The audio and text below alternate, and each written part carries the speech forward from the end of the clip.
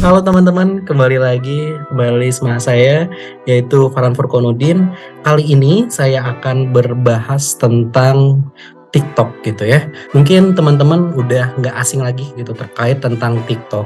Mungkin teman-teman udah banyak juga yang di sini yang lagi nonton ini tentang TikTok. Kenapa kita harus belajar TikTok dan bagaimana sih caranya untuk mengembangkan TikTok? Nah, di sini Kak Farhan ingin sedikit menceritakan tentang bagaimana caranya mengefektifkan dan mengefisienkan untuk kita sebagai pelaku UMKM atau ingin yang berjualan di TikTok itu tidak hanya sebatas scroll-scroll aja, tapi kita coba yuk untuk berjualan di TikTok.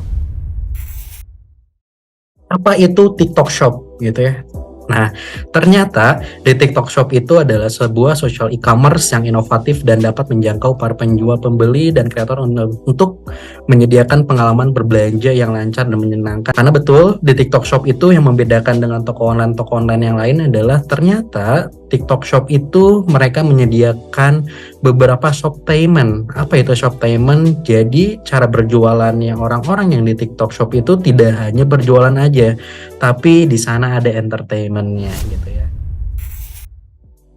Ternyata kalau misalkan kita lihat di beberapa poin ini ada 6 poin yang saya coba rangkum untuk teman-teman kita bahas gitu ya.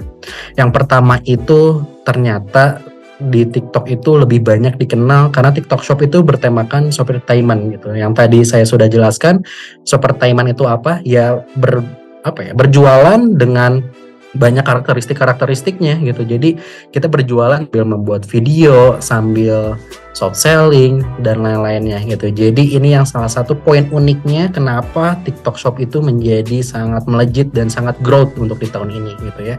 Lalu yang kedua, keefektifan jika dibandingkan dengan medsos lain gitu. Nah, itu poinnya.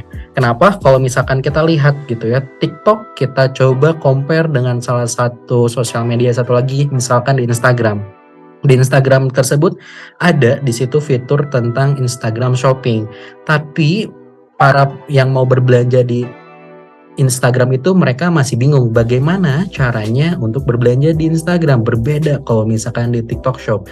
Di TikTok Shop itu ya banyak yang hanya tinggal ngeklik aja dan bisa juga untuk COD, pembayarannya langsung. Jadi dari hulu ke hilir ini TikTok Shop itu sangat mempermudah sekali untuk teman-teman yang ingin berbelanja di TikTok Shop ya.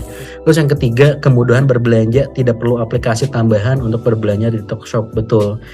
Kalau mungkin teman-teman pernah berbelanja di TikTok Shop ya, ini salah satu hal yang udah nggak harus diajarin lagi ya kalau misalkan teman-teman ingin berbelanja di TikTok Shop. Kenapa?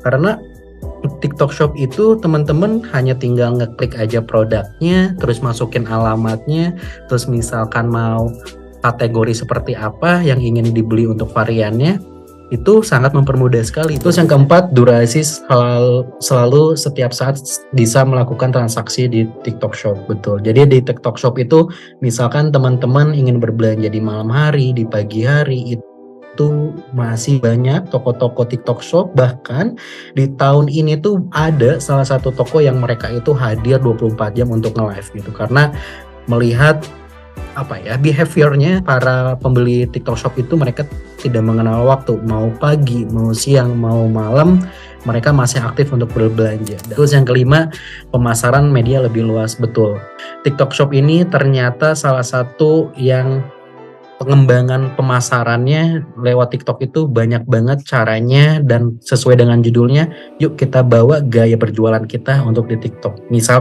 Kalau misalkan teman-teman seneng banyak ngomongnya, kalau teman-teman seneng depan kamera, kayaknya cocok berjualan di live TikTok. Tapi kalau misalkan teman-teman kayaknya masih bingung nih, masih malu kalau misalkan berjualan saya cuman bisa buat konten, bisa juga tuh nanti teman-teman berjualan via konten. Yang terakhir adalah penghasilan baru. Betul, untuk saat ini banyak sekali brand ataupun affiliate itu berjualan di TikTok itu sangat luar biasa ya. Omset udah bisa diangkat 3 digit sampai ada 4 digit pun.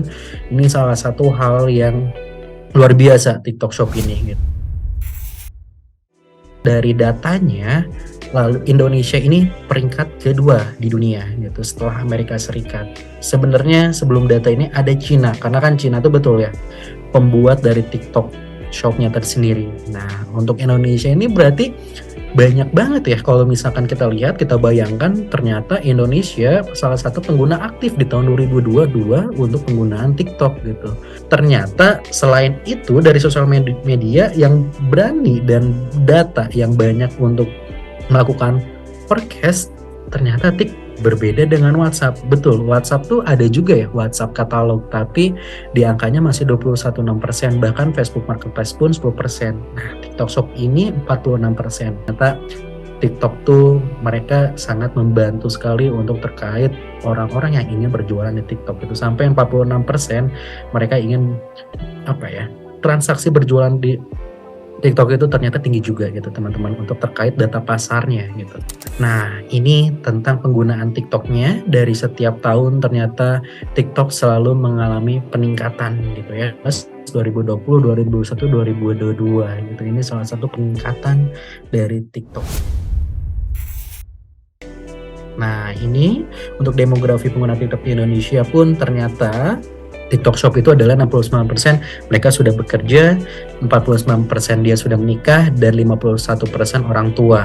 Nah, kita coba tanya ke teman-teman, kira-kira produk-produknya teman-teman itu termasuk ke dalam marketnya TikTok nggak nih gitu. Misalkan kalau teman-teman udah tahu bisnis modelnya pengen berbelanja seperti apa, sudah tahu segmen pasarnya akan ke arah mana, nah kira-kira TikTok ini cocok nggak nih untuk teman-teman kita kembangkan untuk di TikTok Shop ini gitu. Karena lihat dari datanya ini ternyata untuk produk yang paling banyak adalah tentang rumah tangga gitu ya. Mungkin kalau di tahun ini kayaknya skincare deh yang lebih tinggi, kayaknya tentang peralatan elektronik deh yang banyak. Ternyata banyak banget TikTok Shop ini membantu para UMKM untuk berbelanja.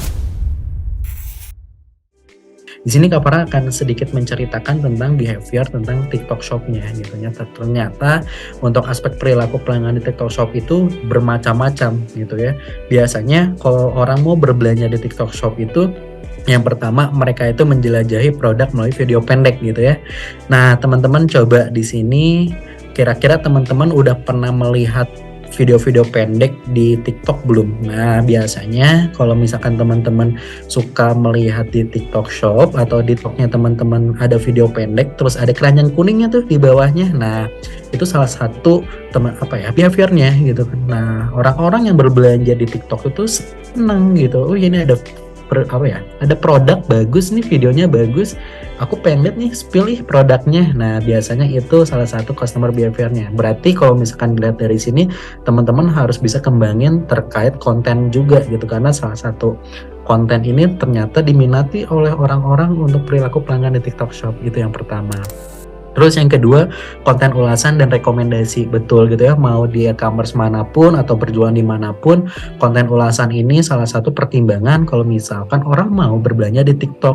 Persiapkan produk teman-teman ini kalau misalkan di TikTok Shop ini adalah produk-produk yang berkualitas. Jangan sampai hanya produk-produk yang tidak lulus quality control ingin berjualan di TikTok Shop gitu. Lalu yang ketiga adalah pembelian impulsif gitu. Pembelian impulsif itu apa? Pelanggan cenderung membeli produk tanpa berpikir panjang setelah melihat titik itu. Jadi teman-teman, customer behaviornya di TikTok Shop itu yang penting berbelanja dulu, yang penting dapetin harga murah. Kebutuhannya itu mau dipakai kapanpun itu kayaknya yang penting beli dulu gitu ya teman-teman. Nah, untuk poin 4, 4, 5, 6 ini adalah untuk terkait bagaimana para customer behavior dan TikTok Shop ini ternyata harus teman-teman itu harus bisa untuk perkontenan, dan teman-teman harus menggiring bagaimana sih caranya membawa redaksi produknya teman-teman ini tuh bisa tersampaikan gitu ya. Kalau misalkan di teorinya bisnis model Canvas itu ada poinnya customer relationship. Nah, itu bagaimana teman-teman bisa untuk menyampaikan hal tersebut.